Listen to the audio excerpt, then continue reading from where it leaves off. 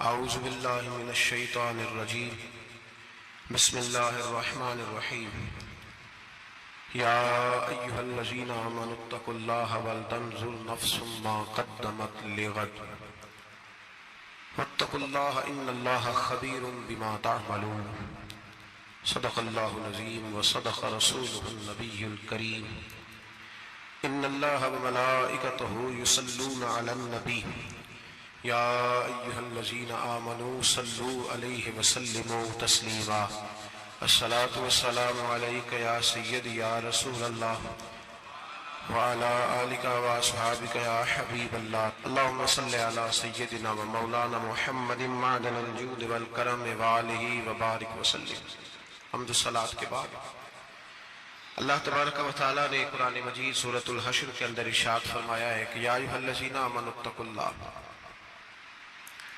اے ایمان والو اللہ سے ڈرو، وَلْتَنْظُرْ نَفْسٌ مَا قَدَّمَتْ لِغَدٍ، ہر آدمی یہ سوچ لے کہ اس نے اپنے آگے کیا بھیجا ہوا ہے، جو اس نے آخرت کے لیے جمع کرایا ہے وہ کیا ہے، یہ غور کر لے وہ۔ وَاتَّقُوا اللَّهَ، اور پھر ڈر جاؤ اللہ سے، اِنَّ اللَّهَ خَبِيرٌ بِمَا تَعْمَلُونَ، فرمایا تم جتنے مرضی پردے ڈالتے پھرو، تمہارے رب کو تمہارے تمام کاموں کی خبر ہے، اسے پتہ ہے تم کیا کرتے ہو، وہ جانتا ہے۔ عزیز دوستو، بزرگوں اور بھائیوں،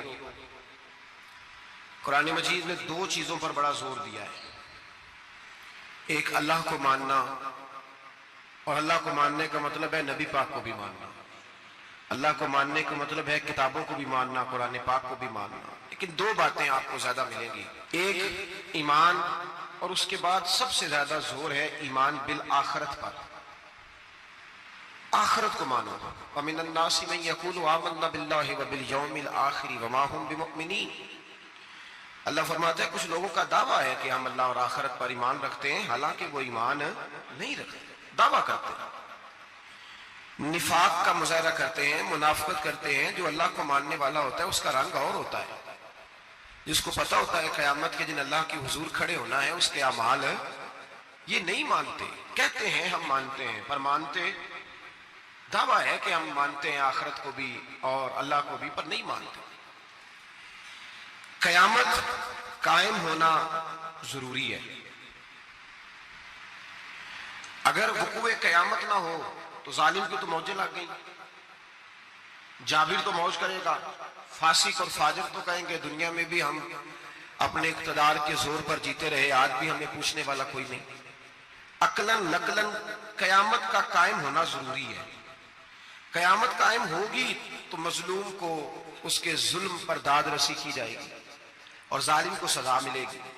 6 نشانیاں حضور نے اور بیان کی بخاری مسلم میں۔ نبی پاک صلی اللہ تعالیٰ علیہ وسلم نے فرمایا جب علم اٹھا لیا جائے گا اور جہالت کی کثرت ہو جائے گی، اور تیسرا فرمایا جب زنا کاری بہت زیادہ ہونے لگے، چوتھے نمبر پہ فرمایا جب شراب عام ہو جائے، اور 5ویں نمبر پر فرمایا جب مردوں کی تعداد کم ہو جائے اور عورتوں کی زیادہ ہو جائے، اور 6ٹھے نمبر پہ فرمایا جب تم دیکھو کہ 50 عورتوں کی سرپرستی کرنے والا ایک مرد ہے، ان کی نگہبانی کرنے والا ایک مرد ہے، 50 عورتیں، جب یہ 6 علامتیں آئیں تو سمجھ لو قیامت آنے والی۔ علم اٹھا لیا جائے، علم کیسے اٹھتا ہے؟ علماء جب چلے جاتے ہیں اور پیچھے نئے علماء تیار نہیں ہوتے تو پھر علم اٹھ جاتا ہے۔ بہت سارے ضلعوں کے ضلع ایسے ہیں جہاں عالم نہیں ملتا، سکہ آدمی نہیں ملتا، ضلعوں کے ضلع۔ ہمیں شوق ہی نہیں کہ ہمارا بچہ عالم بنے، ہمارا مزاج ہی نہیں، اور علم کی بات ہم سنتے بھی نہیں، نہ ان لوگوں کے قریب بیٹھنا، ان سے کچھ لینا ہمارا مزاج ہوتا ہے جو علم کے معاملے میں رسوخ رکھتے ہیں، ہمارا مزاج نہیں۔ علم اٹھتا جا رہا ہے، یہ اس مہینے میں درجنوں علماء چلے گئے، درجنوں۔ ہم علماء کو نہیں جانتے، ہم تو واعظین کو جانتے ہیں جن کی شہرت زیادہ ہوتی ہے۔ علماء چلے گئے درجنوں، علم اٹھتا جا رہا ہے، جہالت بڑھ رہی ہے۔ آپ یقین کریں کہ فتویٰ لینے کے لیے سکہ آدمی نہیں ملتا، اور ہم اپنے بچوں کو اس فیلڈ میں لانے کو تیار نہیں۔ میرے حضور نے فرمایا جب زنا بڑھنے لگے، کیسے کہوں کہ عالمی اعداد و شمار کہتے ہیں پاکستان میں زنا تیزی سے سستا ہوتا جا رہا ہے، زنا کرنا آسان ہو رہا ہے، شرابیں فخر کے طور پر پی جاتی ہیں۔ وہ کہتے ہیں جی یہ چودھریوں کی شادی ہے، وڈیروں کی شادی ہے، اس پہ شراب نہ آئے تو شادی کیسے آگے بڑھے گی؟ یاد رکھیں، ہمارے صوفیاء کہتے ہیں، بزرگ کہتے ہیں کہ شراب پیشاب سے بھی زیادہ پلید ہے، یہ تو اپنی تصورات کو سمجھیں. جب عام ہو جائے یہ کام عام، جب جہازوں کے اندر انٹرنیشنل فلائٹس کے اندر شراب عام ملے، جب آپ کے ملک کے اندر 14 کمپنیاں رجسٹرڈ ہوں جن کو اجازت ملی گئی ہو کہ آپ شراب بنا سکتے ہیں، بیچ سکتے ہیں، تو پھر حضور نے فرمایا قیامت کا انتظار کرنا. اللہ کریم نے فرمایا یہ جو 5 علامتیں ہیں، 5 اللہ تعالیٰ کا ذکر ہو تو دل ڈر جائے. وَإِذَا تُلِيَتْ عَلَيْهِمْ آيَاتُهُ زَادَتْهُمْ إِيمَانًا، قرآن پڑھا جائے تو ان کا ایمان ترقی پا جائے. وَعَلَىٰ رَبِّهِمْ يَتَوَكَّلُونَ، اپنے رب پر بھروسہ کریں. الَّذِينَ يُقِيمُونَ الصَّلَاةَ، وہ لوگ جو نماز قائم کرنے والے ہوں. وَمِمَّا رَزَقْنَاهُمْ يُنْفِقُونَ، اور جو ہم نے انہیں دیا ہے اس میں سے ہماری راہ میں خرچ کرنے والے ہوں. فرمایا جن لوگوں کے اندر یہ 5 علامتیں پائی جائیں گی، اولئک هم المؤمنون حقا، فرمایا یہ سچے مومن ہیں. کرتے پھریں اپنے حساب سے لوگ تشریح نکالتے پھریں کہ میرے سے اچھا مسلمان کون ہوگا، لیکن رب کو قرآن کہتا ہے اپنا محاسبہ کر کے دیکھ لو. اس کا ذکر ہو تو دل ڈرتا ہے. اپنا محاسبہ کر کے دیکھ لو، قرآن کی آیتیں پڑھی جائیں تو ایمان میں ترقی ہوتی ہے. اپنے آپ سے پوچھ لو رب پر بھروسہ کتنا ہے. اپنے آپ سے سوال کرو نماز قائم کرنے میں تمہارا معیار کیا ہے. یہ دیکھو کہ تم اللہ کی راہ میں خرچ کرنے کے معاملے میں کتنے سخی واقع ہوئے ہو. اگر یہ 5 باتیں پائی جاتی ہیں تو اولئک هم المؤمنون حقا، میرا رب فرماتا ہے یہ وہ سچے مومن ہیں جنہیں رب سچا مومن فرماتا ہے. یہ اللہ کا فیصلہ ہے کہ اولئک هم المؤمنون حقا، یہ سچے مومن ہیں، یہ سچے مومن ہیں، یہ سچے مومن ہیں. اللہ کہتا ہے یہ ہیں جو میں تمہیں بتا رہا ہوں، یہ ہیں میرے بندے، یہ سچے مومن. یا اللہ تو انہیں کیا دے گا، کیا عطا کرے گا جب تو کہہ رہا ہے کہ اولئک هم المؤمنون حقا، یہ سچے. یہ قرآن مجید کا مزہ تو لو یار کتنا زیادہ ہے. یہ سچے مومن ہیں، یا اللہ تو کیا دے گا انہیں. فرمایا لہم درجات عند ربہم، ان کے درجے ان کے رب کے پاس ہیں. اس کا ایک معنی مفسرین نے یہ کیا ہے، یہ جو کہا نا لہم درجات عند ربہم، ان کے درجے ان کے رب کے پاس ہیں. مالک فرماتا ہے اس کا ایک معنی مفسرین نے یہ کیا، یہ تو تمہیں قیامت میں پتا چلے گا کہ رب نے کیا کیا عطا فرمایا. لہم درجات عند ربہم، تمہیں کیا بتائیں اللہ انہیں کیا دے گا. ان کے درجے ان کے رب کے پاس ہیں. اس نے لکھ دیا ان کا اجر، طے کر دیا ان کا انعام. ان کے لیے مالک کریم نے اپنی رحمت سے فیصلے کر دیے کرم والے. ہاں تم اگر دنیاوی طور پر دیکھنا چاہو، تم اگر سمجھنا چاہو تو فرمایا وَمَغْفِرَةٌ وَرِزْقٌ کریم، ان کے درجے ہیں ان کے رب کے پاس اور ان کے لیے بخشش ہے. جو خطائیں ہو گئیں بھول کے وہ اللہ معاف کر دے گا، ان کے لیے بخشش ہے. اور یہ مت سمجھنا کہ صرف آخرت میں ہی نتیجہ ملے گا، یہ مت سمجھنا صرف بخشش ہی ملے گی، یہ مت سمجھنا کہ صرف اخروی زندگی ہی بہتر ہوگی. وَرِزْقٌ کریم، فرمایا ان کے لیے عزت والی روزی ہے.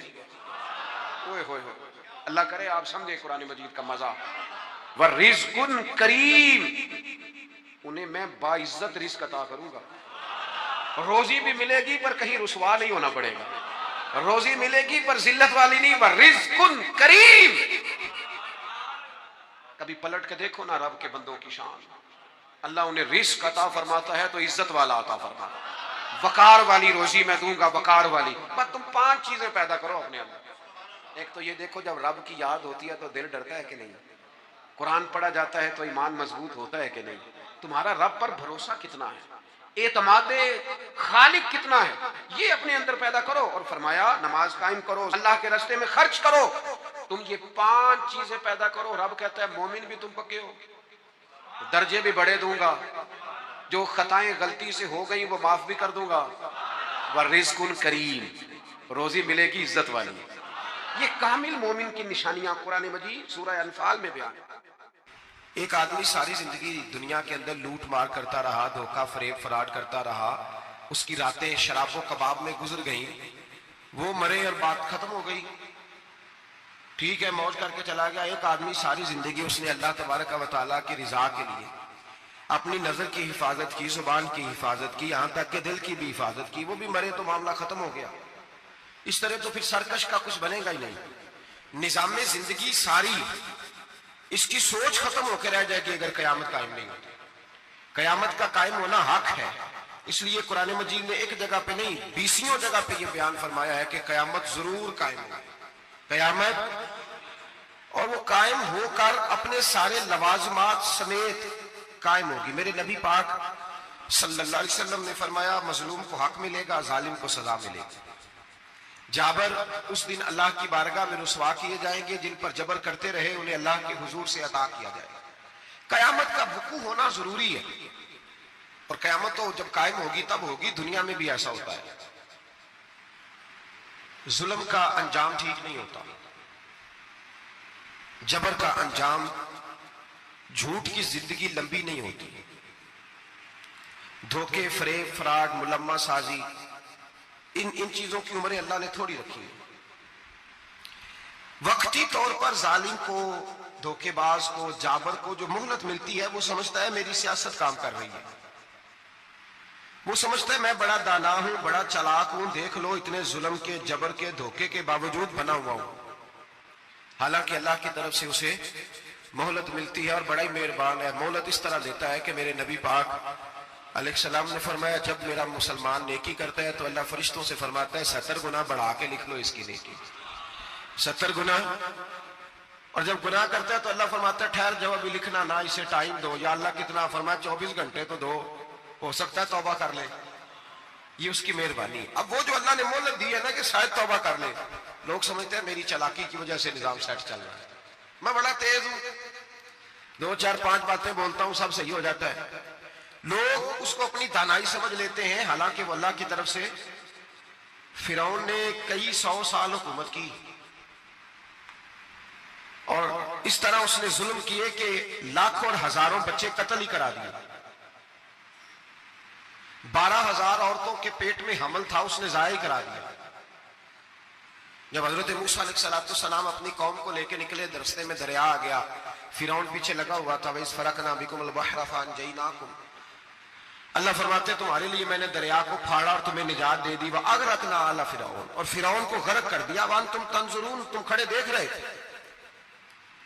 اب جب حضرت موسیٰ دریا کے کنارے پہنچے تو فرعون بھی پیچھے آیا. فرعون لوگوں سے کہا کرتا تھا کہ میں کہتا ہوں تو دریا چلتا ہے، میں کہتا ہوں تو ہوائیں آتی ہیں، میرے حکم کے پابند ہیں سارے. جاگ رہے ہیں نا آپ حضرات؟ غور فرمائیے گا بات پر. دعویٰ تھا اس کا کہ میں کہتا ہوں تو نظام زندگی چلتا ہے. اب جب دریا کے کنارے پہنچے حضرت موسیٰ علیہ السلام تو اللہ نے حکم دیا کہ آپ عصا ماریں. جناب موسیٰ نے عصا مارا، 12 رستے بن گئے. اب حضرت موسیٰ کی قوم گزر رہی تھی تو فرعون سے پوچھنے لگے کہ تو کہتا تھا میرے حکم سے چلتا ہے، تو وہ تو حضرت موسیٰ نے ڈنڈا مارا ہے تو رستہ بن گیا.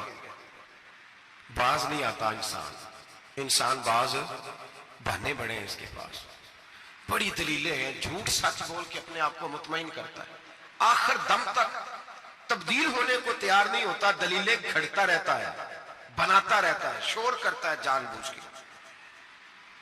بھئی تو کہتا تھا میرے چلانے سے چلتا ہے، تو باز ابھی بھی نہیں آیا. کہنے لگا میں نے ہی حکم دیا ہے کہ ذرا پھٹ جا، مجھے یہ زندہ چاہیے. باز رسی جل گئی، بال. کہنے لگا میں نے کہا ہے دریا کو کہ یہ مجھے زندہ چاہیے، میرے بھاگے ہوئے ہیں تو اس لیے پھٹا ہے، تو آؤ میرے ساتھ دریا کراس کریں. تو پتا تو ان کو بھی تھا نا جتنا تو رب بنا ہوا ہے، پتا تو تھا، سارے جانتے تھے. کہنے لگے تو پہلے کراس کر، اگر تو بچ گیا تو ہم بھی پیچھے آتے ہیں. اب چاروں ناچار. ایک روایت تو یہ ہے کہ یہ جب خدائی کا دعویٰ کرتا تھا نا، تخت پہ بیٹھا ہوتا تھا، تو ایک دن حضرت جبریل آئے اس کے پاس انسانی شکل میں. تو کہنے لگے میں بڑی دور سے آیا ہوں تو ایک مسئلہ پوچھنا تھا. کہا پوچھو. کہنے لگے ایک غلام تھا کسی بادشاہ کا، تو بادشاہ نے اسے تھوڑی دیر کے لیے ایک علاقے کی سربراہی دے دی. کتنی دیر کے لیے ہمیں سربراہیاں ملتی ہیں؟ کیوں جی؟ تھوڑی دیر کے لیے ملتی ہے نا. تھوڑی دیر کے لیے سربراہی دے دی ایک غلام کو. ذرا بات کو سمجھیے. حضرت جبریل پوچھتے ہیں، کہتے ہیں سربراہی مل گئی. اب وہ مالک ہی بن کے بیٹھ گیا ہے، وہ بات ہی نہیں سنتا. اس کو تھوڑی دیر کے لیے بنایا تھا، وہ تو خدائی کا دعویٰ کرنے لگا ہے. آپ بتائیں اس کا انجام کیا ہونا چاہیے؟ یہ مسئلہ پوچھنے آیا ہوں. تو فرعون کہنے لگا اس کا انجام یہ ہے کہ اسے پانی میں غوطے دے دے کے مار دو. انجام کیا ہے؟ بولیے کیا انجام ہے؟ کیا انجام ہے جی؟ پانی میں. اللہ اکبر. اپنی سزا تجویز کر رہا ہے. اس کی سزا کہ اسے پانی میں غوطے دے دے کے مارو ظالم کو. اسے تھوڑی دیر کے لیے بنایا تھا اور وہ چھائی گیا ہے، قبضہ ہی کر گیا ہے. حضرت جبریل کہنے لگے جی آپ لکھ کے دے دیں گے؟ کہنے لگا لاؤ لکھ دیتے ہیں. لکھوا لیا. جناب جبریل رکا لے کے تشریف لے گئے. اب جب فرعون دریا میں آیا نا تو اللہ نے حکم دیا مل جا. جب دریا ملا چیخنے لگا تو حضرت جبریل آئے, کہنے لگے تیرا ہی فتویٰ ہے, یہ تیری سزا ہی ہے نا, ہم بھی بڑی سزائیں تجویز کرتے ہیں. یہ جھوٹا ہے جی, اس کا تو فلانا علاج ہونا چاہیے, تو اگر تو جھوٹ بولے تو یہ فلانا بڑا جاور ہے جی, اس کے ساتھ اس طرح ہونا چاہیے, تو اگر تو یہ کام کرے تو جو سزا تو لوگوں کے لیے تجویز کر رہا ہے تو اپنے بارے میں بھی سوچ. اب جب ہوتے آئے نا آخری وقت دیکھا وہ فرعون جو کہتا تھا میری مرضی سے دریا چلتا ہے. علامہ صابی نے تفسیر صابی میں لکھا ہے تڑپ کے رونے لگا. جب یہ مزاج ہے, ایک دفعہ اوپر آتا ہے آدمی جب دریا میں جاتا ہے, اوپر آیا تو چیخنے او میرے حواریوں خدا کا واسطہ مجھے بچاؤ.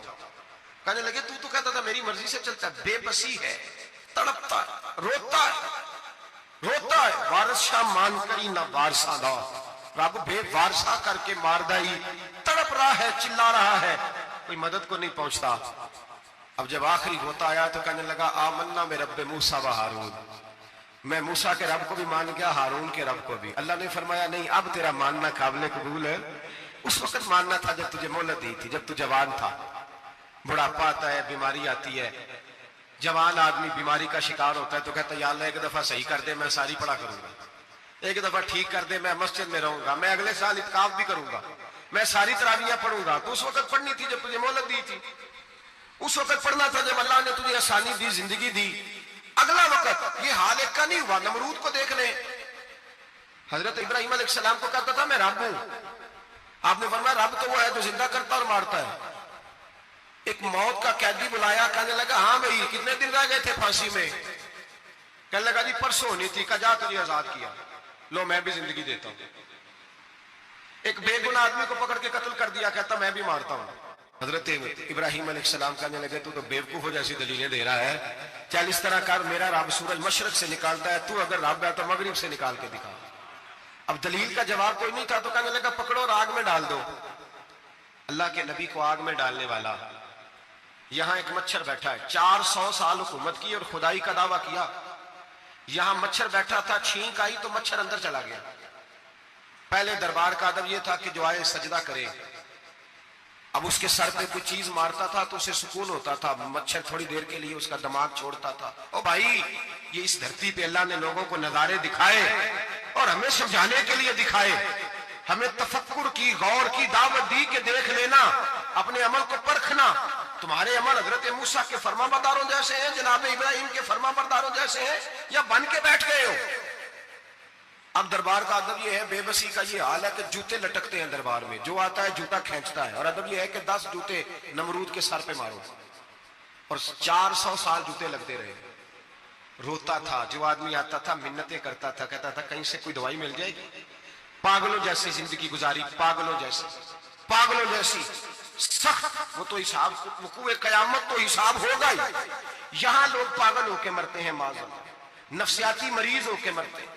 یہاں آخری وقت اتنا سخت آتا ہے کہ دنیا موت کی دعائیں مانگتی ہے. میرے بھائی جب انسان ظلم کرتا ہے تو بھول جاتا ہے کہ شاید مجھے پوچھے گا کوئی نہیں. جب وہ زیادتی کرتا ہے تو بھول جاتا ہے. جب وہ کسی کا حق کھاتا ہے تو وہ کہتا ہے شاید اس کا تو وارث ہی کوئی نہیں جس کو میں لوٹ رہا ہوں. لیکن جب اللہ کی پکڑ آتی ہے, حجاج بن یوسف ظالم تھا, اس نے اچھے کام بھی کیے تھے. قرآن پاک پر زیر زبر آراب حجاج بن یوسف نے لگوایا. محمد بن قاسم کو ہندوستان سندھ کے علاقے فتح کرنے بھی حجاج بن یوسف نے بھیجا تھا. ساری خوبیاں اپنی جگہ پر, ظالم بہت بڑا تھا. کسی آدمی نے اس کے سامنے کونے کی طرف منہ کر کے ساتھ والے سے بات کرنی تو کہنے لگا میرے خلاف کیا, اس کو لے جاؤ 2 ٹکڑے کر کے واپس لے آؤ. توتی بولتا ہے نا اقتدار, جب کسی کے ہاتھ اقتدار ہوتا ہے نا, وہ چاہے ایک گھر کا ہی کیوں نہ ہو, وہ 10 بندے فیکٹری میں کام کرتے ہیں اور جو ان کا مالک ہوتا ہے وہ کہتا میں مالک ہوں, مجھے مانو. جب تو صاحب اقتدار ہوتا ہے نا, جب تو سسر بن کے بیٹھتا ہے اور کسی غریب گھر کی بہو آتی ہے 2-4 تو کہتا میرا اقتدار ہونا چاہیے. جب میں کھانسنے لگوں تو ہر آدمی کے ہاتھ میں ٹشو پیپر ہونا چاہیے. جب میں بولنے لگوں تو بندے ہوئے ہاتھوں سے ہر آدمی جی کرتا ہوا کھڑا ہونا چاہیے. جس آدمی کا, اور یہ کام بہو بھی کرتی ہے کئی دفعہ, وہ بھی کہتی ہے کہ تمہیں پتہ نہیں میں کتنا لمبا تھوڑا جہیز لے کے آئی ہوں. جب میں سونے کے لیے اپنے بیڈ روم میں جاؤں تو خبردار بوڑھے بابے کو اجازت نہیں کہ وہ کھانسے. اماں کو چاہیے کہ اگر اس کو بڑی سخت پیاس بھی لگی ہے تو میرے سوتے سوتے باورچی خانے میں برتن نہ کھٹکھٹائے. جو جہاں بھی جس اسٹیج پہ بھی بیٹھتا ہے وہ کہتا ہے کوئی نہیں مجھے پوچھنے والا, میں مطلق العنان ہوں. جوان بوڑھوں کا مذاق اڑاتے ہیں, سمجھتے ہیں شاید کبھی بوڑھے نہیں ہونے, مذاق اڑاتے ہیں. تندرست لوگ بیماروں کا مذاق اڑاتے ہیں, شاید کبھی بیمار نہیں ہونے. حجاج بن یوسف ظالم تھا, ظلم کرتا تھا, زیادتی کرتا تھا. حضرت سعید بن جبیر ایک تابعی بزرگ تھے, اتنے بڑے بزرگ تھے کہ ساری رات نماز پڑھتے تھے, سارا سال روزہ رکھتے تھے. ایک دن انہوں نے منبر پہ بیٹھ کے کہا کہ حجاج ظلم سے باز آ جائے ورنہ اللہ کی لاٹھی بڑی بے آواز ہے. اللہ کی لاٹھی, اس کا کیا مطلب ہوتا ہے؟ اس کا مطلب ہے جب رب کی لاٹھی چلتی ہے تو اس کی آواز, جی اس کا پہلے کوئی پیغام, وہ پہلے اعلان نہیں کرتا کہ تگڑے ہو جاؤ لاٹھی چلنے لگی. لاٹھی چلتی ہے پر اس کی آواز, سمجھ آ رہی ہے میری بات کی؟ جمعۃ الوداع کے لیے تشریف لانے والے احباب خاص غور فرمائیے گا. حجاج بن یوسف کو پتا چلا کہ حضرت سعید بن جبیر نے میرے خلاف بات کی, بلا لیا, کہنے لگا تو نے میرے خلاف بات کی ہے؟ فرمانے لگے کی ہے. کہنے لگا تجھے پتا ہے میں قتل کر دوں گا؟ آپ فرمانے لگے نہ تو زندگی کا مالک ہے نہ موت کا مالک ہے, تو کیسے قتل کر؟ کہنے لگا تجھے پتا ہے میرا؟ فرمایا میں نے تجھے نہیں, میں نے تو کئی شداد, کئی حماد, کئی قارون, کئی فرعون, کئی نمرود دیکھے, کئیوں کی داستانیں سنی, تو کون ہے؟ تو چھوٹا سا ہے. ایک جملہ ہے مولانا جلال الدین رومی کا, بڑے درویش تھے, ایک بات کہہ گئے, کہنے لگے نمرود جتنے پیسے نہیں, فرعون جتنی حکومت نہیں, قارون جتنی دولت نہیں, ورنہ فرمانے لگے میرے زمانے میں بھی کئی لوگوں کا خدا بننے کو دل کرتا ہے, کئی لوگوں کا دل کرتا ہے, لیکن نمرود جتنے پیسے, فرعون جتنی طاقت اور قارون جتنی دولت نہیں, ورنہ ہو سکتا ہے لوگ دعویٰ کر جائیں معاذ اللہ ثم معاذ اللہ. یہ آج سے کئی سو سال پہلے وہ کہہ رہے ہیں, آج تو حالات بڑے ابتر ہیں, اس کی نسبت خطرناک. فرمانے لگے حضرت سعید بن جبیر تو زندگی موت کا مالک نہیں. کہنے لگا پکڑو, قتل کرو اسے, لے جاؤ. جب پکڑ کر کھینچ کر لے جا رہے تھے نا تو حضرت سعید بن جبیر مسکرانے لگے. اب ظالم کے سامنے مسکرائے تو اس کو بڑا غصہ آیا, یہ میرا مذاق اڑاتا ہے. بلا لیا, ادھر آؤ, کیوں مسکرا رہے ہو, کیا ہوا؟ حضرت سعید بن جبیر کہنے لگے میں مسکرا رہا ہوں تیری بیوقوفی پر اور اپنے اللہ کی دی ہوئی ڈھیل پر. میں مسکرا رہا ہوں کہ یا اللہ کیا بات ہے, کیا تیرا شان ہے, کیسے لوگوں کو ڈھیل دی ہوئی ہے. میں مسکرا رہا ہوں تیری بیوقوفی پر کہ تو سمجھتا ہے شاید مجھے پوچھنے والا کوئی نہیں. کہنے لگا اس کو باہر نہ لے جاؤ, میرے سامنے قتل کرو. ٹھیک ہے جی, قتل کرنے لگے تو حضرت سعید بن جبیر نے منہ کعبے کی جانب کر لیا. انی وجہت وجہی للذی فطر السماوات والارض حنیفا وما انا من المشرکین. جب آپ نے یہ آیتیں پڑھی نا کہ میں نے منہ کر لیا ہے اپنے رب کی جانب, کرو مجھے قتل, کہنے لگا نہیں نہیں اس کا منہ پھیرو, کعبے کی طرف ہو کے قتل نہ ہو. ہے ظالم پر پاگل ہو گیا ہے. حضرت سعید بن جبیر کے حوصلے نے شکست دے دی, ناکام ہو گیا, مخبوط الحواس ہو. کہنے لگا اس کا منہ پھیر دو. جب کعبے سے پھیرا تو آپ فرمانے لگے للہ المشرق والمغرب فانما تولى فثم وجه اللہ. اللہ فرماتا ہے تو مشرق اور مغرب سارا ہی اللہ کا ہے, جدھر بھی منہ کرو گے ادھر اللہ ہی اللہ ہے, جدھر بھی منہ کرو گے ادھر اللہ ہی اللہ ہے. چاروں جانب پھیر دے, جدھر منہ پھیرنا ہے تو نے پھیر دیا منہ. حضرت سعید بن جبیر کے گلے پہ خنجر رکھا تو آپ نے ہاتھ اٹھائے, کہنے لگے اے اللہ میرے بعد اسے کسی اور پر مسلط نہ کرنا, میرے بعد کسی اور پر مسلط نہ, بس میں آخری ہوں. جب آپ ذبح ہوئے تو اتنا خون نکلا, اتنا خون نکلا کہ لوگ کہتے ہیں جتنا اونٹ کے وجود سے نکلتا ہے. تر ہو گیا سارا اس کا دربار. ایک سمجھدار آدمی کو بلا کے کہنے لگا اتنا خون میں نے پہلے کبھی, میں نے بڑے بندے قتل کرائے ہیں پر اتنا خون نہیں نکلا. تو وہ کہنے لگے لوگ مر جاتے ہیں, مرتے وقت ڈر جاتے ہیں, سہم جاتے ہیں, خون سکڑ جاتا ہے, لگتا ہے یہ شخص جب دنیا سے گیا ہے تو ڈٹ کے گیا ہے, یہ ڈٹ کے گیا ہے دنیا سے. حجاج بن یوسف رات کو سویا تو تڑپ کے اٹھا, کیا ہوا؟ گھر والے کہنے لگے کیا ہوا؟ کہنے لگے سعید بن جبیر خواب میں آیا اور کہتے ہیں اٹھ مجھے بتا تو نے مجھے کیوں قتل کیا, بتا بتا کیوں مارا. اگلی رات پھر سویا تو وہی خواب, پھر سویا تو وہی خواب. گناہ نفسیاتی مریض بنا دیتا ہے, ظلم تجھے مخبوط الحواس کر دیتا. جب تو زیادتی کرتا ہے تو اللہ فرماتے ہیں کہ میں تو اللہ کو بھولتا ہے، اللہ تجھے اپنا آپ بھلا دیتا، پھر تو بھول جاتا ہے، پھر تو سیدھے رستے پہ چلتا ہے پر بھٹک جاتا ہے، پھر تو صحیح رستوں کا تعین کر کے بھی گمراہ ہوتا ہے، پھر تو روز وہی گاڑی چلاتا ہے، پر اب جب تو بریک لگاتا ہے تو نہیں لگتی۔ جب گناہوں کے ساتھ تو مخبوط الحواس ہوتا ہے تو روز وہ کاروبار کرتا ہے، لیکن جب تیرے گناہ تجھے گھیر لیتے ہیں پھر اسی کاروبار میں تو نقصان اٹھاتا ہے۔ حجاج بن یوسف تڑپتا ہے، روتا ہے، یہاں تک کہ بیمار ہو گیا، پیٹ میں درد ہوتی ہے، پتہ نہیں کیا ہوا، تکلیف ہوتی ہے، پتہ نہیں، سارے حکیم طبیب ڈاکٹر کوئی نہ سمجھ سکا کہ بیماری کیا ہے۔ جو بیماریاں خدائی ہوتی ہیں ان کا لوگوں کو پتا، جو آزمائشیں رب کی جانب سے ہوتی ہیں وہ ڈاکٹروں کے ہتھے نہیں چڑھتی، جو تکلیفیں اللہ دیتا ہے ان کا حکیم طبیب علاج نہیں کر پاتے، مشکل، اور شفا اسی وقت ہوتی ہے جب اللہ دینا چاہے، اور جب رب ہی دینا نہ چاہے تو بڑے بڑے ڈاکٹر کہتے ہیں کہ ہمارے بس کی بات نہیں رہی۔ بغداد سے حکیم آئے، پیٹ دیکھا، کہنے لگے نہ تیرے معدے میں کوئی دقت ہے، نہ تیرے جگر میں، نہ کسی اور جگہ، ماجرا کیا ہے؟ ایک آخری علاج ہے، آخری، وہ کیا؟ گوشت کا چھوٹا سا ٹکڑا دھاگے کے ساتھ باندھ کے منہ میں ڈالا، اور پھر ایک باریک سا تنکا لے کے اس کو اندر ڈالنے لگے گلے میں۔ وہ گوشت کا ٹکڑا جب حلق کے اندر اتر گیا، اس حکیم نے واپس کھینچا تو کیسے ایسی بدبو آئی جیسی کبھی سونگی نہ تھی۔ جانور کیڑے مکوڑے لگے ہوئے باہر نکلے، اور جب دیکھا تو جتنے محل میں لوگ بیٹھے تھے چلاتے ہوئے نکل گئے کہ یہ کیا مصیبتیں ہیں۔ حکیم بھی اٹھ کے دوڑنے لگا، کہا تجھے کیا ہوا؟ کہنے لگے حجاج تیری بیماری زمینی نہیں، تیری مصیبت زمینی نہیں۔ کہا میری مرض تک تم کیوں نہیں پہنچ پا رہے؟ تو کہنے لگے لگتا ہے تو بد دعا کا مریض ہے، لگتا ہے تو ظلم کا مریض ہے، تو جبر کا مریض ہے۔ تڑپتا رہا، سسکتا رہا۔ ایک وقت وہ بھی آیا کہ گھر والوں نے کمرے میں بند کر کے تالا لگا دیا، دیوار سے ٹکرے مارتا۔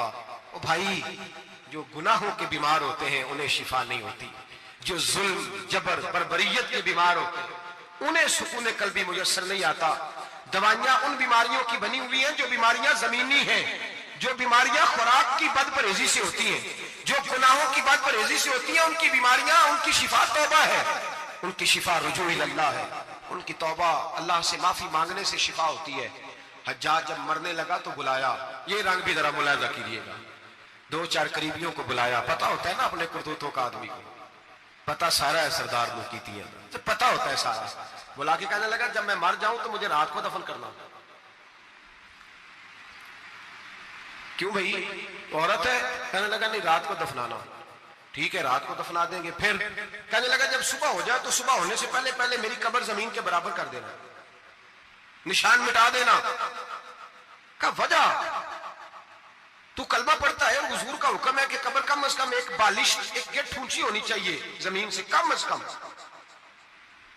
تو تیری قبر مٹا دے، وجہ؟ پتہ ہوتا ہے اپنے ظلموں کا۔ کہنے لگا مجھے پتہ ہے لوگ میرے مرنے کے بعد میری قبر بھی نہیں چھوڑیں گے، دنیا میں تو میرے جبر کی وجہ سے کوئی آ نہ سکا، لیکن میری قبر بھی لوگ جنازوں میں باتیں شروع کر دیتے ہیں۔ جنازوں میں نے ایسی بھی داستانیں سنی ہیں کہ کوئی مرا تو لوگ جوتوں کا ہار قبر پہ ڈال آئے۔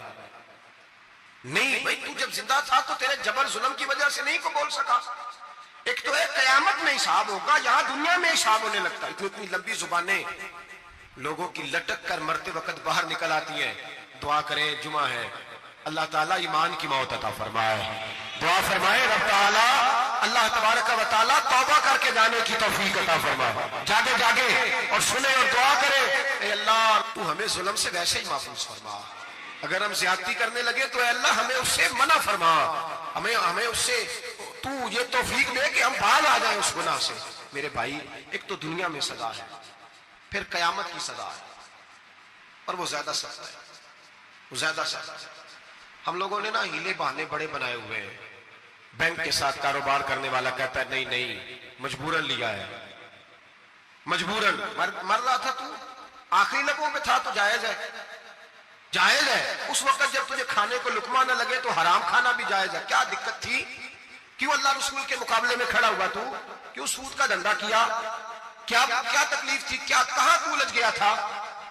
ہم جان بوجھ کے اپنے لیے جہنم کٹھی کرتے ہیں، پھر کہتے ہیں سکون نہیں زندگی میں، کہاں سکون آئے گا؟ कैसे आएगा? हमने खुद आग लगाई है चमन में अपने। जो कयामत की सजा है, मेरे नबी पाक अलैहिस्सलाम ने फरमाया रब तुम्हें सामने खड़ा करेगा। और किस तरह खड़ा करेगा? फरमाया लोगों के वजूद से कपड़े उतर जाएंगे, जमीन इस तरह दहकेगी जिस तरह तांबा जमीन पे रखा जाए और आग जलाई जाए। तांबा देखा आप लोगों ने? ये भी गर्मी गुजरी है ना, तो फर्श पर जब सूरज पड़ता था तो नंगे पांव चला नहीं जाता था। सही कह रहा हूं? नंगे पांव, बच्चे का पैर जमीन पे लगता तो चीख उठते, कहते ओ जल गया पैर। हालांकि ये फर्श दुनिया के, और अगर तांबे के अंदर खासियत है कि अगर कोई धात जल्दी और ज्यादा गर्म होती है तो वो तांबा है। मेरे नबी ने मिसाल दी तो उसकी दी जो सख्त था, फरमाया तांबे की तरह जमीन तपाई जाएगी और फिर नंगे पांव रब तुम्हें खड़ा करेगा। आज सूरज की पुश्त तुम्हारी जानिब है, कयामत में मुंह तुम्हारी जानिब होगा। नेजा आपने देखा होगा, नेजा होता था। फरमाया ये जो तुम नेजे देखते हो सिर्फ सवा नेजे के बराबर सूरज करीब आ जाएगा और फिर अल्लाह तुम्हें सामने खड़ा करके तुमसे सवाल जवाब करेगा। और हुजूर ने कह दिया है तो अब किसी नात खां के कहने से बात बदल सकती, किसी पीर के कहने से जुमला बदल सकता, किसी खतीब के कहने से फिक्र न करना वो सामने जन्नत पड़ी है, अब बात बदल सकती। खुदा की रहमत पर भरोसा रखना जरूरी है, नबी पाक की शफाअत की उम्मीद रखना। बोलिए, लेकिन जो हुजूर ने बयान किया है उसको मानना भी ये भी जरूरी है। मेरे नबी पाक ने फरमाया अल्लाह तुमसे हिसाब लेगा और अल्लाह पूछेगा, तुमने जवाब देना है। हुजूर किस किस शय का? फरमाया जो पहनते हो उसका जवाब नहीं देना, जो खाते हो उसका जवाब नहीं देना, जो अल्लाह के रास्ते में देते हो उसका जवाब, बाकी हर शय का जवाब देना है। ओ उधर जो प्लाट है उसका भी जवाब देना है, और जो जी वो जो बच्चों को पैसे बताए उनका भी जवाब देना है, जो छुपाए हैं उनका भी।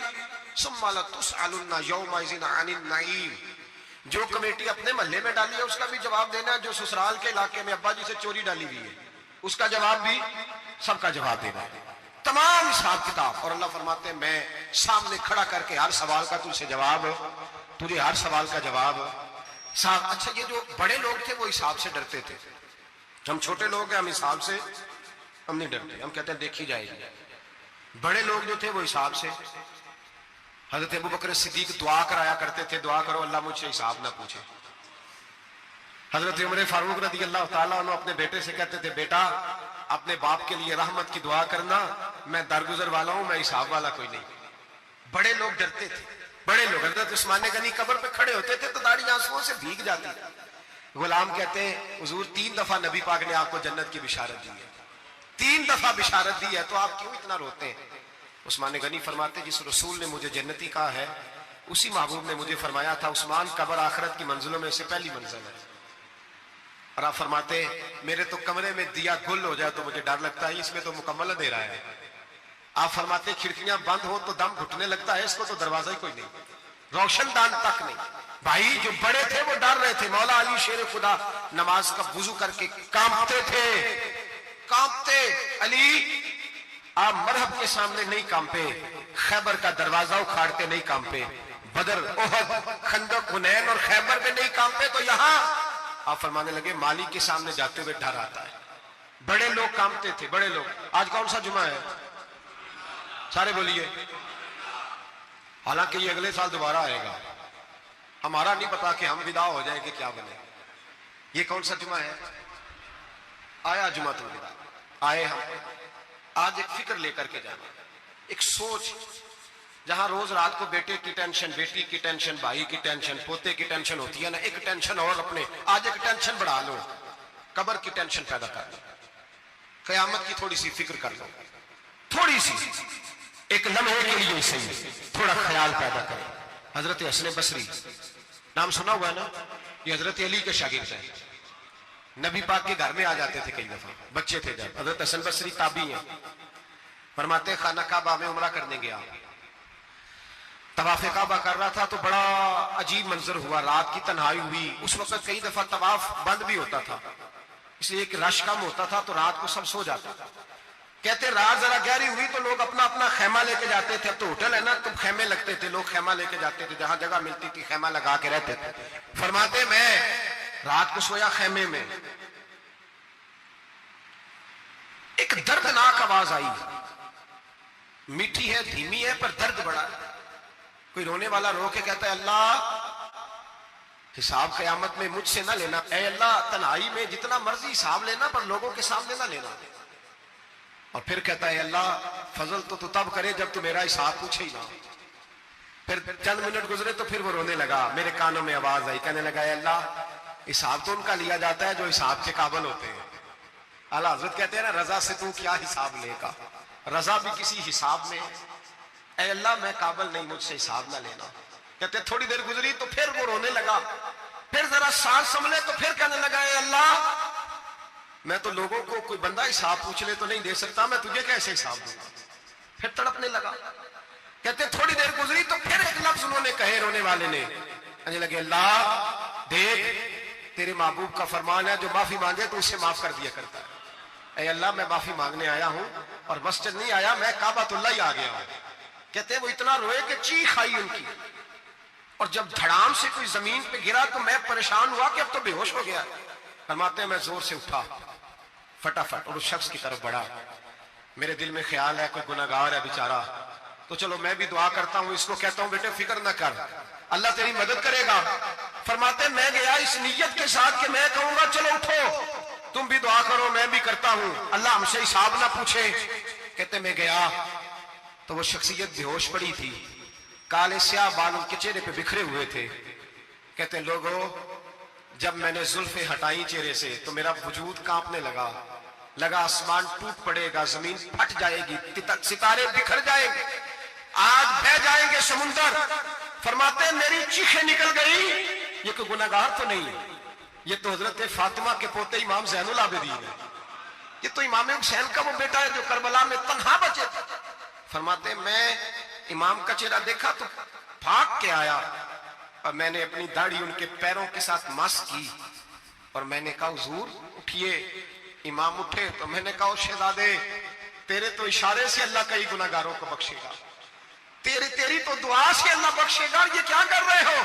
तो इमाम ज़ैनुल आबिदीन कहने लगे हसन बसरी इधर आ यार, इधर आओ बुजुर्गो, मेरे दादा के पास रहने वाले हो, मैंने ना आज ही सुना है कि उसका अजाब बड़ा सख्त है, आओ मेरे लिए दुआ करो, अल्लाह पाक मुझसे हिसाब ना पूछे। कहा हुजूर ना करें।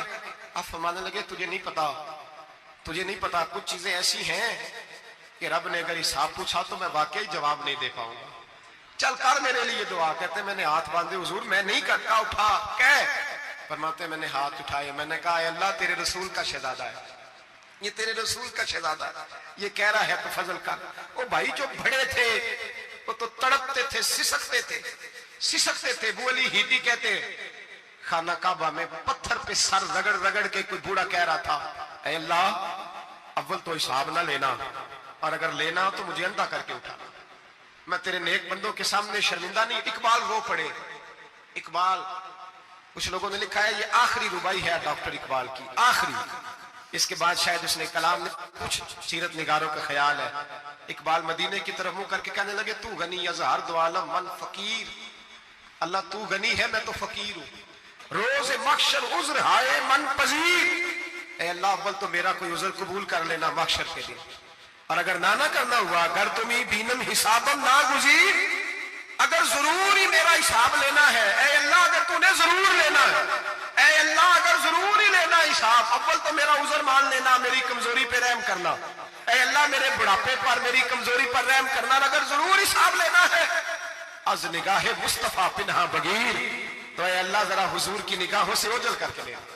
ऐ अल्लाह मुझे शर्म आएगी, मेरे मुस्तफा करीम फरमाएंगे मैं तो तुझे हर बात समझा के आया, एक जगह तेरी रहनुमाई करके आया, तू कैसे अमल कमा, जरा ओझल करके अज निगाहे मुस्तफा पिन्हा बगीर, जरा हुजूर की आंखों से ओझल करके साइड पे करके लेना, मैं बर्दाश्त नहीं कर पाऊंगा। हजरत वो अली इति कहते हैं बाबे ने सर रखा हुआ है और कहते अल्लाह मुझे अंधा करके उठाना। फरमाते मैं गया, मैंने कहा चलो मैं दुआ करता हूं जाके। फरमाते जब मैंने जाके बुजुर्गों की कमर पे हाथ रखा, उनका चेहरा देखा तो ये कोई गुनाहगार तो नहीं, ये तो बगदाद के पीर अब्दुल कादिर जिलानी है, ये तो महबूब सुभानी गौ से समदानी है, ये तो वो शख्स है जो कदम लगाए तो अल्लाह विलायत अता करता है। जो बड़े थे वो डर रहे थे, मोइनुल मिल्लत वद्दीन अताए रसूल हिंदुल वली, غریب نواز حضرت خواجہ معین الدین اجمیری رحمت اللہ علیہ خواجہ قطب الدین بختیار کاکی کو تنہائی میں بلا کے کہنے لگے معین الدین سید زادہ ہے، معین الدین حضور کے خاندان میں پیدا ہوا ہے، معین الدین سے اس کے پیر کو بڑی امیدیں تھیں، معین الدین کو رسول پاک نے ہندوستان بھیجا تھا، پر قطب الدین یار معین الدین تبلیغ کا حق نہیں ادا کر سکا۔ حضرت خواجہ قطب الدین کہنے لگے حضور 90 لاکھ تو مسلمان کر دیے، اور کیا حق تھا؟ فرمایا نہیں، جب تو تہجد کی نماز پڑھے نا بیٹا اپنے لیے دعا مانگنا تو خدا سے کہنا مولا میرے پیر کی کوتاہیاں معاف کر۔ وہ جس اعزاز کا تھا وہ کام نہیں کر سکتا، جو بڑے تھے ان کی تو باتیں بڑی تھی، یہ جو ہم چھوٹے آئے ہیں نا نئے ٹکٹیں دیتے پھرتے ہیں، ٹکٹیں، بے نمازی جاہل ان پڑھ پیر ٹکٹیں بانٹتا ہے لوگوں کو، تو بھی بخشا ہے تو بھی بخشا ہے۔ وہ 90 لاکھ لوگوں کو رائے حق پر لگا کے بھی کہتے تھے نہیں حق تو یہ ہے کہ حق ادا نہ ہوا، حق تو یہ ہے کہ حق کوئی شاہی پلے نہیں، ڈٹا ہوا کھڑا ہے مسلمان، ڈٹا ہوا۔ یہ حساب سنے۔ کسی نے حضرت ابو ہریرہ سے کہا کہ کوئی ایسی حدیث سناؤ جو آپ کو بھی بڑی محبوب ہو۔ حضرت ابو ہریرہ نے چیخ ماری، رونے لگے اور بے ہوش ہو گئے، پھر ہلایا پانی پلایا، اٹھے، کہا حضور بات کی تھی حدیث سنائے، پھر رونے لگے۔ ہمیں تو نہیں نہ رونا آتا، ہمیں تو تب آتا ہے جب بیٹا بات نہ مانے، ہمیں تو تب آتا ہے جب کاروبار میں نقصان ہو جائے، ہمیں تو تب رونا آتا ہے جب ہمارا کوئی دوست ہمارے بارے میں غلط بات کر دے، بے عزتی دنیا کی ہو جائے۔ حضرت ابو ہریرہ 3 دفعہ ہوش آیا، 3 دفعہ روئے اور کہنے لگے عزیزو یہ وہ والی حدیث ہے کہ میں سوچتا بھی ہوں تو میں تڑپ اٹھتا ہوں۔ کہا کون سی حدیث؟ تو حضرت ابو ہریرہ کہنے لگے میں نے نبی پاک سے سنا ہے قیامت میں سب سے پہلے علماء کا حساب ہوگا، سب سے پہلے علماء کا۔ رب کریم فرمائے گا تمہاری دین کے نام پر بڑی موجیں تھی، تمہارے بڑے پوسٹر چھپتے تھے، لائنیں بنا کے لوگ تمہارے ہاتھ چومتے تھے، لوگ تمہاری گڑی کو بھی چومنا اپنے لیے سعادت سمجھتے تھے۔ بتاؤ میرے رسول کے نام پر کھانے والوں کیا کر کے آئے ہو؟ عمل بتاؤ، عمل، موج بڑی کی نا تم نے، بتاؤ عمل۔ علماء عالم عرض کرے گا اے اللہ میں جگہ جگہ تیرے رسول کے دین کی بات کرتا تھا، میں قرآن کے درس دیتا تھا، میں راتیں بیدار رہ کے تیاریاں کرتا تھا، میں جو بن سکا کیا۔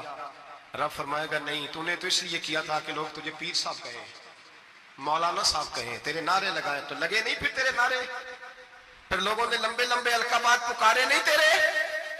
حضور سید عالم علیہ السلام فرماتے ہیں پہلا حساب اس کا لے گا جو عالم کہلاتا تھا۔ رب پوچھے گا تجھے طاقت دی، ہمت دی، بولنے کی صلاحیت دی، اپنے فضل سے دی، بتا کیا کما کے آیا ہے۔ حضرت ابو ہریرہ روتے ہیں، کہتے ہیں میں بھی تو حدیثیں سناتا ہوں، میں بھی تو عالم ہوں، میرے پیچھے بھی تو لوگ بھاگتے ہیں، لوگوں بتاؤ اگر اللہ نے ابو ہریرہ سے پوچھا تو کیا جواب دے گا؟ اللہ فرمائے گا علماء کے لیے بخاری مسلم ہے، انہیں اٹھاؤ اور جہنم میں ڈال دو۔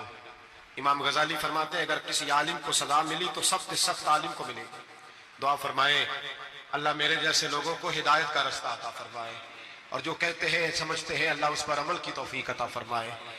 فرمایا حضرت ابو ہریرہ نے دوسرے نمبر پر سخی اللہ کی بارگاہ میں کھڑا کیا جائے، مالدار۔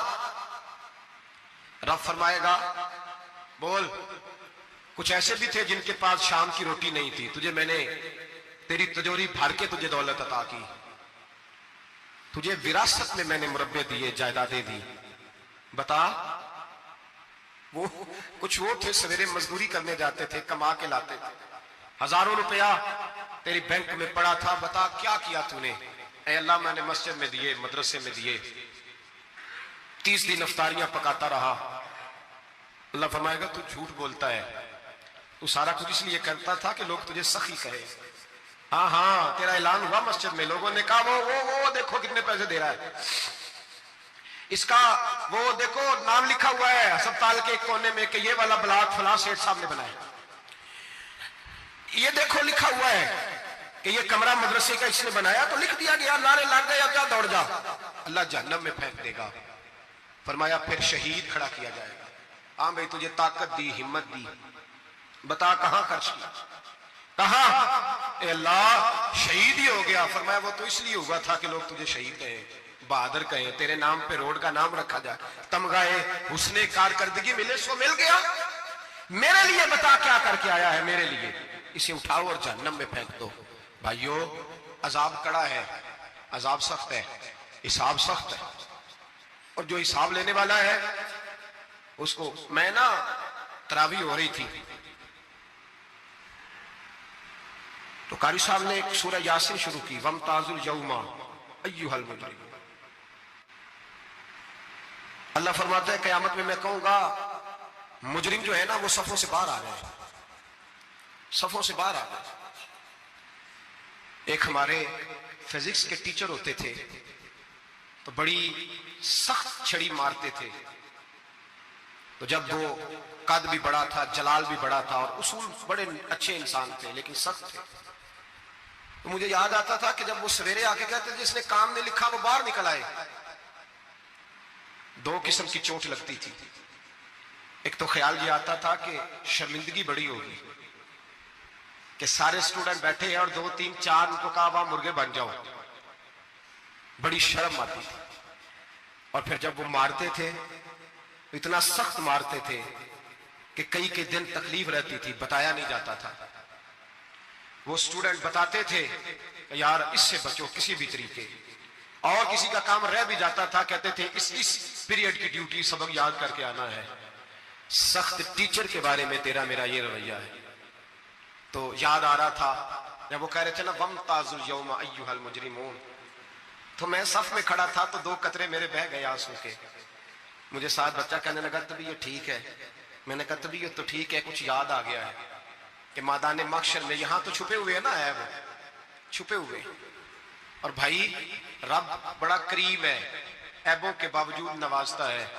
میرا دعویٰ یہ ہے اگر ہمارے عیب کھل جائیں، لوگ ہمیں دھرتی پہ جینے نہ دیں، لوگ جینے نہ دیں، نکال دیں، اپنے بھی ہمیں برداشت نہ کریں، یہ تو اس کا کرم ہے. پتہ سارا ہے سردار کیتیاں دا پردہ چپایا ہی تیرا بھلا ہو سی. وَامْتَازُوا الْيَوْمَ أَيُّهَا الْمُجْرِمُونَ. اللہ فرمائے گا مجرم باہر آ جا.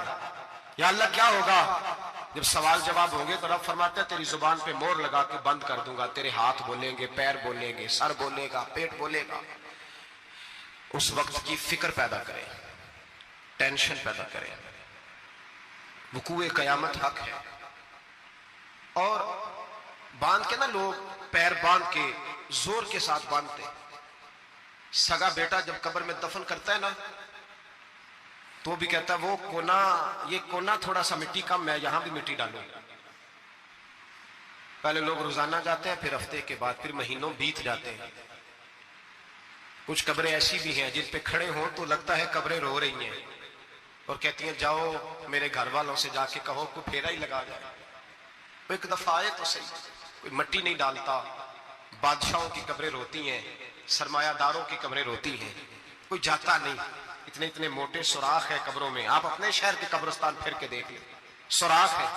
او بھائی حضرت مولا علی شیر خدا قبرستان گئے تو پہلے رونے لگے، پھر کہنے لگے قبروں والوں کیا حال ہے تمہارا؟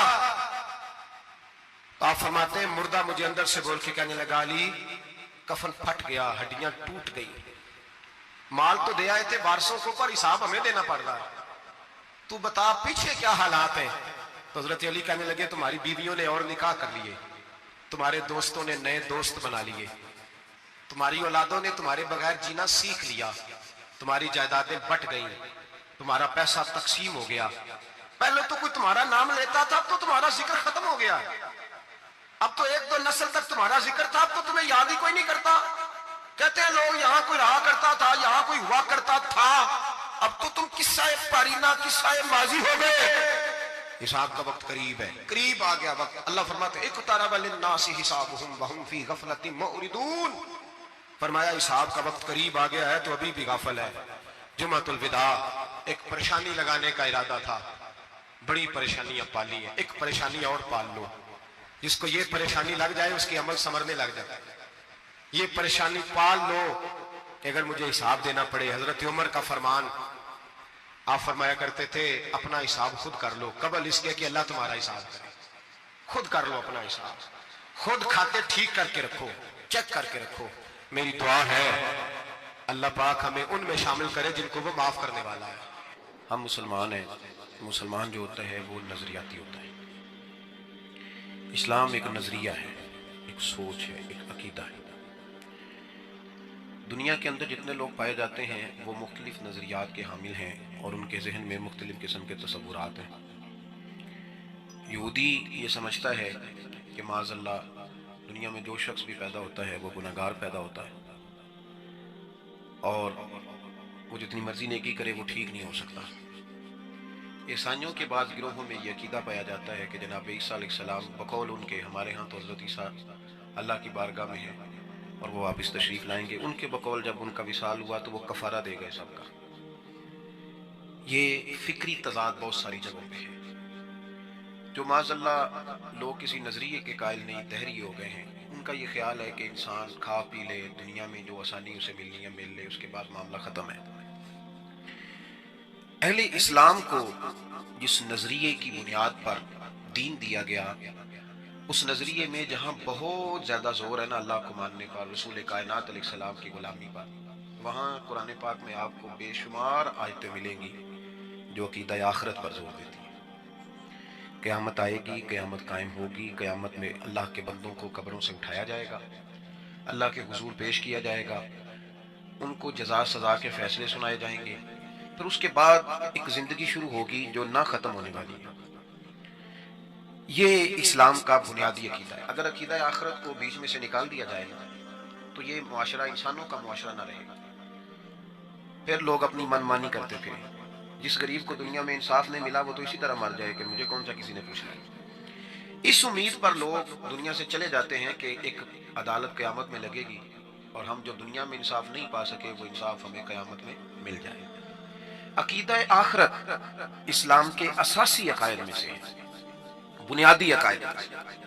ہمارے ہاں جو سوچیں, چونکہ ہم سارے لوگ ہی کانوں کے کچے ہوتے ہیں, آپ سے نہیں کام ہے, ہم سارے کچے ہوتے ہیں, بس اتنا فرق ہے کہ کوئی تھوڑے زیادہ کچے ہیں, کوئی تھوڑے کم کچے ہیں. ہم نے جتنی بھی سوچیں بنائی ہیں یا کسی سے سن کے بنائی ہیں, کسی کو پڑھ کے بنائی ہیں. نظریات میں ہمیشہ جو کہیں اتار چڑھاؤ آتا ہے تو وہ کسی اچھی بری صحبت کی وجہ سے آتا ہے.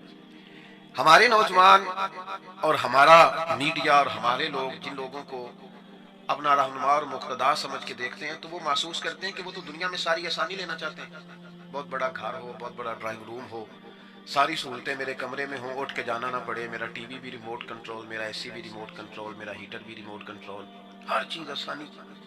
اس کا نتیجہ لازمی طور پر یہ نکلا ہے کہ لوگوں نے سمجھا ہے دنیا میں ہی ہے جو کچھ ہے.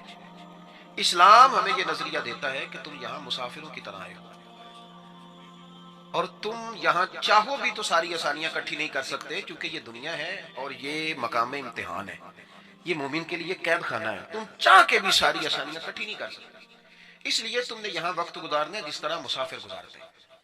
آپ ساری تاریخ پڑھ لیں, اس آدمی کو آپ اپنی نظر میں بہت نیک سمجھتے ہیں نا, وہ آپ کو بتائے گا نہیں, لیکن بڑی سخت آزمائش میں جتنا رب کے قریب کو چلا گیا اتنا اسے آزمائش آ گئی.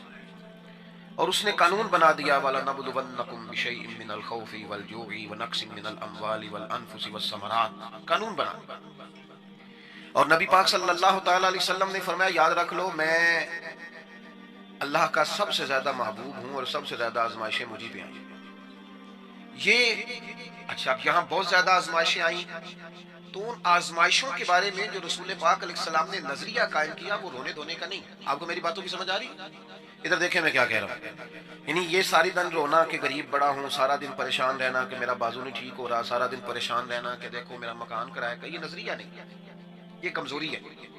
سرکار نے جو نظریہ دیا نا اس نظریے کو دیکھیں کیا ہے. صحیح بخاری مسلم میں حدیث ہے, حضرت عمر کہتے ہیں میں سرکار سے ملنے گیا, حضور آرام فرماتے, سو کے اٹھے, میں نے کمر مبارک پر موٹے بان کی چارپائی کے نشان دیکھے. یعنی حضور سوئے ہوئے ہیں کہ منجی دی منجی آخی دا سی, تو فرماتے ہیں اس کے نشان تھے کمر پہ. ذرا کپڑا ہٹا تو میں نے وہ زیارت کی تو میری آنکھوں میں آنسو آ گئے. حضرت عمر دلیر بندے تھے. یعنی جناب فاروق رو پڑے اور عرض کی یا رسول اللہ صلی اللہ علیہ وسلم وہ کیسر و کسریٰ جو دین کے دشمن ہیں یہاں موجیں کر رہے ہیں اور آپ محبوب مطلق ہو کر نائب مطلق ہو کر اس انداز میں. تو نبی پاک صلی اللہ تعالی علیہ وسلم بہت سارے لوگوں کے دکھ پہ رو پڑتے تھے. یہاں حضرت عمر روئے ہیں نا, لیکن حضور نے جناب عمر کی سوچ کو بدلا. یہ نہیں فرمایا ہاں ہاں بڑی آزمائش ہے بڑی پریشانی, یہ نہیں فرمایا. آپ خدا را میری بات کو سمجھے کیا کہنا چاہتا ہوں. ہم سارے سکھ ڈھونڈنے نکل پڑے ہیں سڑکوں پر, آسانیاں لینی ہیں, سہولتیں تلاش کرنی ہیں. پیسے تھوڑے ہیں تو گاؤں میں مکان, تھوڑے زیادہ آ گئے تو کونے میں مکان, اور زیادہ آ گئے تو سوسائٹی میں مکان. بڑھ گئے تو چلو ایک لاہور بنا لو, ایک اسلام آباد بنا لو. چھوٹی گاڑی بڑی گاڑی نکل پڑے اور اسی کو ہم نے مقصود بنا لیا. سرور کائنات صلی اللہ علیہ وسلم کی خدمت میں جب عرض کیا نا حضور آپ اس تکلیف میں ہیں اور وہ اتنی موج میں ہیں, تو رسول پاک علیہ السلام نے نا سیدنا عمر فاروق کی سوچ کو بدلا.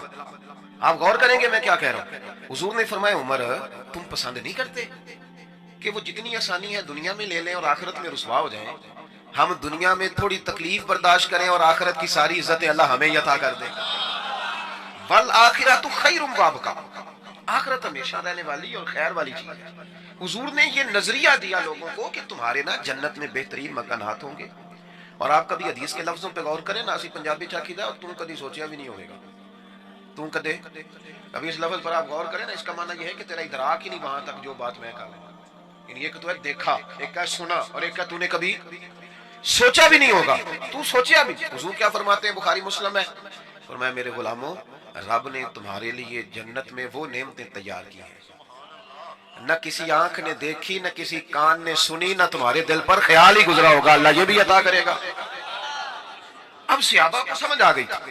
پھر ان کو مکانوں کی حال آپ نہیں بتا سکتے کہ حضرت علی نے کوفے میں کہاں مکان بنایا. آپ نہیں بتا سکتے کہ سیدنا بلال حبشی کی کوٹھی کہاں پہ تھی.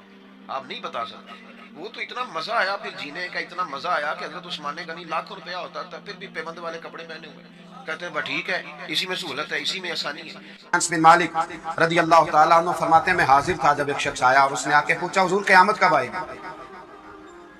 یا رسول اللہ صلی اللہ علیہ وسلم قیامت کب آئے گی؟ تو حضور نے فرمایا تو نے کیا تیاری کی ہے؟ قیامت کے بارے میں پوچھ رہے ہو تو تیاری کیا ہے؟ عرض کرنے لگے حضور کثرت صوم و صلاۃ تو نہیں, یعنی کوئی زیادہ نفل اور نمازیں اور نفلی روزے تو نہیں, لیکن یا رسول اللہ صلی اللہ علیہ وسلم میں ایک عمل ہے. حضور نے فرمایا وہ کیا؟ عرض کی حضور اللہ سے بھی محبت کرتا ہوں, اللہ کے رسول سے بھی. حضور بڑا مسکرائے اور فرمایا پھر تجھے مبارک ہو, قیامت میں تو اسی کے ساتھ اٹھایا جائے گا جس سے تو محبت کرتا ہے. حضرت انس بن مالک رضی اللہ تعالیٰ عنہ فرماتے ہیں وہ تو خوش ہو کے چلا گیا تو میں نے موقع سے فائدہ اٹھایا. وہ تو خوش ہو کے چلا گیا, میں نے موقع سے فائدہ اٹھایا اور میں نے عرض کی یا رسول اللہ صلی اللہ علیہ وسلم میں اللہ سے بھی محبت کرتا ہوں, اللہ کے رسول سے بھی محبت کرتا ہوں, حضرت ابو بکر سے بھی اور حضرت عمر سے بھی محبت کرتا ہوں.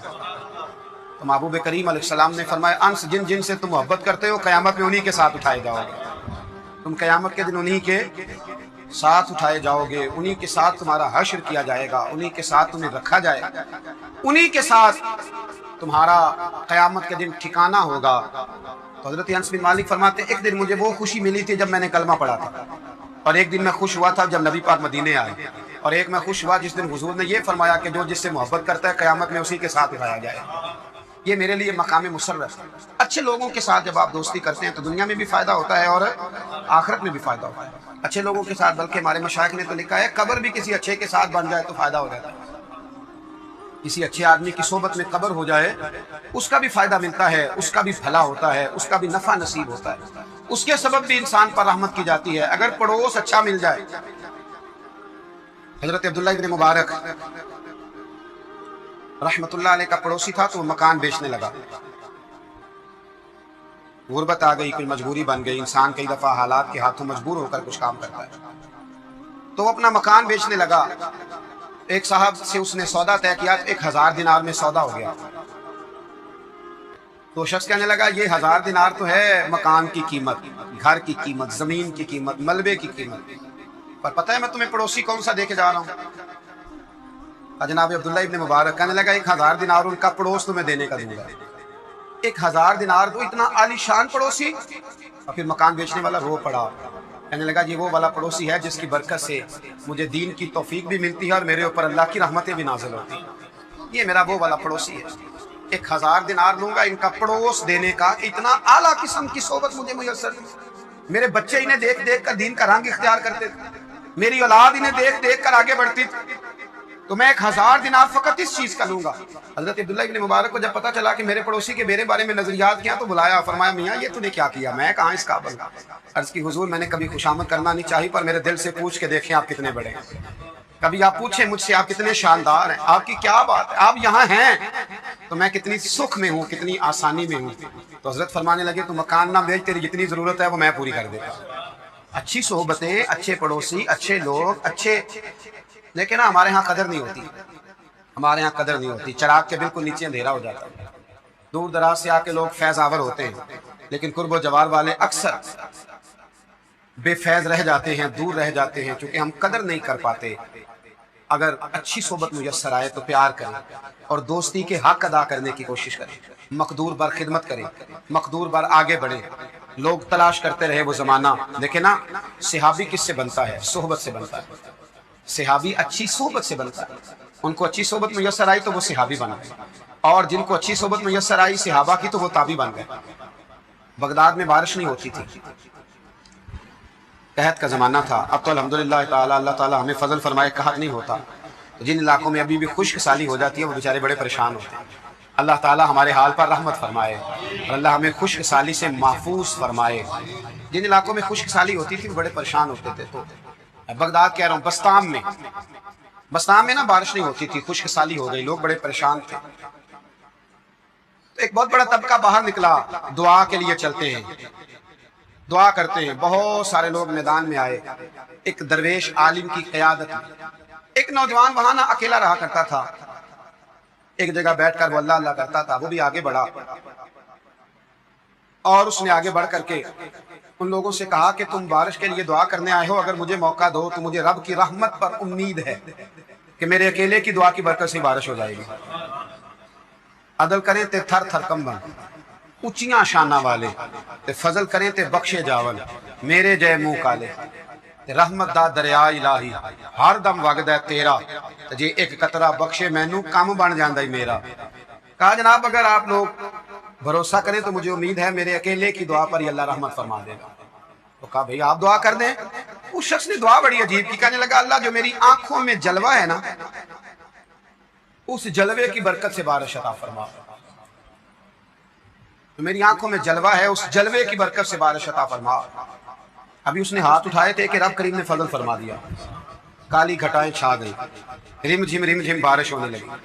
अल्लाह करीम ने अपना फजल करना शुरू कर दिया, फूल खिलने लगे, कलियां महकने लगी, बादल आहिस्ता आहिस्ता बरसने लगे, बात बनने लगी, फूल चटकने लगे। मेरे भाइयों याद रखना और समझना इस बात को, जब कैफियत थोड़ी आगे बढ़ी, बारिश होने लगी। अब जब जल थल हो गया ना सारे इलाके में, लोग तो अपने अपने घरों में चले गए। जो अहले नजर थे उस नौजवान के करीब आए और आकर कहने लगे मियाँ एक बात तो बताइए, दुआ क्या हुई कि या अल्लाह जो मेरी आंखों में जलवा है उसके सदके बारिश अता फरमा, ये क्या दुआ हुई? तो शख्स ने बड़ी अजीब बात की, कहने लगा एक दिन के लिए मुझे हजरत बायजीद बुस्तामी की सोबत नसीब हुई थी और उनका जलवा मेरी आंखों में मौजूद है। जब बड़ी परेशानी होती है ना तो मैं उस जलवे के वसीले से दुआ मांगता हूं, अल्लाह अपने फजल से मेरी दुआओं को शर्फ कबूलियत अता फरमाता है। अच्छे आदमी की सोबत अगर आपको थोड़ी देर मुयस्सर आती है, थोड़ा वक्त भी मुयस्सर आती है, आप थोड़ा टाइम भी अगर उनकी सोबतों में रह पाते, उसके तवस्सुल से अल्लाह ताला फजल फरमाता है, अल्लाह करम फरमा देता है, अल्लाह आसानियां कर देता है। और बहुत सारे मामलात ऐसे होते हैं जो आसानी के साथ तय हो जाते हैं। मेरे रसूल करीम सल्लल्लाहु ताला अलैहि वसल्लम ने फरमाया क़यामत के दिन कोई किसी के बारे में रब करीम की बारगाह में इतने नाज से बात नहीं करेगा, इतनी दिल जमी और दिल सोजी से बात नहीं करेगा जितनी कुछ दोस्त अपने दोस्तों के लिए बात करेंगे। अल्लाह करीम ने फरमाया ये जो 5 अलामतें हैं, 5 अल्लाह ताला का जिक्र हो तो दिल डर जाए, वइज़ा तुलियत अलैहिम आयातुहु ज़ादतहुम ईमाना, कुरान पढ़ा जाए तो उनका ईमान तरक्की पा जाए, वाला रब्बिहिम यतवक्कलून, अपने रब पर भरोसा करें, अल्लज़ीना युकीमून सलात, वो लोग जो नमाज कायम करने वाले हों, व मिम्मा रज़क़नाहुम युनफिकून, और जो हमने उन्हें दिया है उसमें से हमारी राह में खर्च करने वाले हों। फरमाया जिन लोगों के अंदर ये 5 अलामतें पाई जाएंगी, उलाइका हुमुल मुमिनूना हक्का, फरमाया ये सच्चे मोमिन हैं। करते फिरें अपने हिसाब से लोग तशरीह निकालते फिरें कि मेरे से अच्छा मुसलमान कौन होगा, लेकिन रब को कुरान कहता है अपना मुहासबा करके देख लो, उसका जिक्र हो तो दिल डरता है। अपना मुहासबा करके देख लो, कुरान की आयतें पढ़ी जाए तो ईमान में तरक्की होती है। अपने आप से पूछ लो रब पर भरोसा कितना है। अपने आप से सवाल करो नमाज कायम करने में तुम्हारा मेयार क्या है। ये देखो कि तुम अल्लाह की राह में खर्च करने के मामले में कितने सखी वाक़या हुए हो। अगर ये 5 बातें पाई जाती हैं तो उलाइका हुमुल मुमिनून हक्का, मेरा रब फरमाता है ये वो सच्चे मोमिन हैं जिन्हें रब सच्चा मोमिन फरमाता है। ये अल्लाह का फैसला है कि उलाइका हुमुल मुमिनून हक्का, ये सच्चे मोमिन हैं, ये सच्चे मोमिन हैं, ये सच्चे मोमिन हैं। अल्लाह कहता है ये हैं जो मैं तुम्हें बता रहा हूं, ये हैं मेरे बंदे, ये सच्चे मोमिन। या अल्लाह तू इन्हें क्या देगा, क्या अता करेगा जब तू कह रहा है कि उलाइका हुमुल मुमिनून हक्का, ये सच्चे। ये कुरान मजीद का मजा तो लो यार कितना ज्यादा है। ये सच्चे मोमिन हैं, या अल्लाह तू क्या देगा इन्हें। फरमाया लहुम दराजातुन इंद रब्बिहिम, इनके दर्जे इनके रब के पास हैं। इसका एक माना मुफस्सरीन ने ये किया है, ये जो कहा ना लहुम दराजातुन इंद रब्बिहिम, इनके दर्जे इनके रब के पास हैं। मालिक फरमाता है इसका एक माना मुफस्सरीन ने ये किया, ये तो तुम्हें क़यामत में पता चलेगा कि रब इन्हें क्या क्या अता फरमाया। लहुम दराजातुन इंद रब्बिहिम, तुम्हें क्या बताएं अल्लाह इन्हें क्या देगा, इनके दर्जे इनके रब के पास है। उसने लिख दिया, इनका अजर तय कर दिया, इनका इनाम इनके लिए मालिक करीम ने अपनी रहमत से फैसले कर दिए करम वाले। हाँ, तुम अगर दुनियावी तौर पर देखना चाहो, तुम अगर समझना चाहो तो फरमाया व मग़फ़िरतुम व रिज़्क़ुन करीम, उनके दर्जे हैं उनके रब के पास और उनके लिए बख्शिश है। जो खताएं हो गई भूल के वो अल्लाह माफ कर देगा, उनके लिए बख्शिश है। और ये मत समझना कि सिर्फ आखिरत में ही नतीजा मिलेगा, ये मत समझना सिर्फ बख्शिश ही मिलेगी, ये मत समझना कि सिर्फ उखरवी जिंदगी ही बेहतर होगी। व रिज़्क़ुन करीम, फरमाया उनके लिए इज्जत वाली रोजी है। ओए होए होए, अल्लाह करे आप समझे कुरान मजीद का मजा। व रिज़्क़ुन करीम, उन्हें मैं बाइज्जत रिज़्क़ अता करूंगा। रोजी भी मिलेगी पर कहीं रुसवा नहीं होना पड़ेगा, रोजी मिलेगी पर जिल्लत वाली नहीं। व रिज़्क़ुन करीम, कभी पलट के देखो ना रब के बंदों की शान। अल्लाह उन्हें रिज़्क़ अता फरमाता है तो इज्जत वाला अता फरमाता है। वकार वाली रोजी मैं दूंगा, वकार वाली। बस तुम 5 चीजें पैदा करो अपने अंदर। एक तो ये देखो जब रब की याद होती है तो दिल डरता है कि नहीं, कुरान पढ़ा जाता है तो ईमान मजबूत होता है कि नहीं, तुम्हारा रब पर भरोसा कितना है, एतमादे खालिक कितना है, ये अपने अंदर पैदा करो। और फरमाया नमाज कायम करो, अल्लाह के रास्ते में खर्च करो। तुम ये 5 चीजें पैदा करो, रब कहता है मोमिन भी तुम पक्के हो, दर्जे भी बड़े दूंगा, जो खताएं गलती से हो गई वो माफ भी कर दूंगा। व रिज़्क़ुन करीम, रोजी मिलेगी इज्जत वाली। ये कामिल मोमिन की निशानियां कुरान मजीद सूरह अनफाल में बयान है। रसूलुल्लाह सल्लल्लाहु अलैहि वसल्लम गले की एक टेरी के पास से गुजरे तो आपने अपना हाथ इसमें दाखिल किया। आपकी उंगलियों ने नमी महसूस की तो आपने फरमाया गले के मालिक ये क्या है। उसने अर्ज की ऐ अल्लाह के रसूल, इस पर बारिश पड़ गई थी। आपने फरमाया तो तुमने इस भीगे हुए गले को ऊपर क्यों न रखा ताकि लोग इसे देख लेते। जिसने धोखा किया वो मुझसे नहीं